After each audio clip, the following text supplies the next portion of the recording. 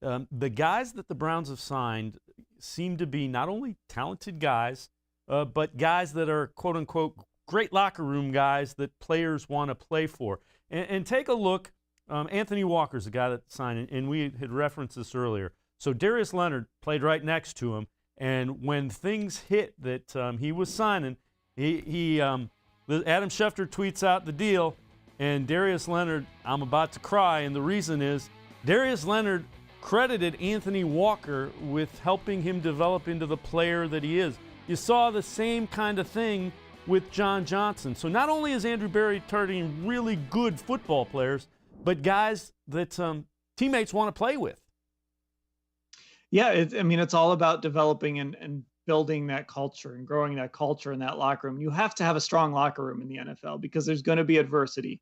There's going to be things that don't go your way, and you have to have guys that are going to be able to lead within that locker room. It can't just be the coaches. And, as we're more than likely going to have some more normal scenarios this year, guys are actually going to be able to be together in the locker room and spend time together outside of the facilities. You've got to have really strong leadership. And those are the guys they're looking for. I mean, the most questionable guy they brought in was, I guess you could say Takk McKinley just because of the way things went at the end in Atlanta, but this isn't a bad character guy. It's just a guy that sort of had an ugly divorce with his former team. So, even that's not anything that, you kind of stops you in your tracks. So yeah, it's been good people, players who are hungry to come here and win. And we're really seeing a trend here with this offseason. Last thing I'll ask you before I let you go, how impressed are you with what Andrew Berry has done in free agency the last 2 years?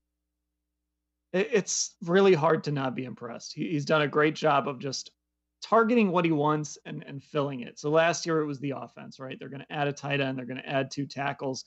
You just sort of knew this is what they needed, and he went out and did it. Now, he spent big money last year to kind of fill those gaps. Outside of John Johnson, he's sort of doing it a little differently on the defensive side, but still everything that makes sense. You need an edge rusher, so you go out and sign Takk. You needed to get better at safety. You needed a guy like Troy Hill. It's all just very targeted and very smart with what they're doing.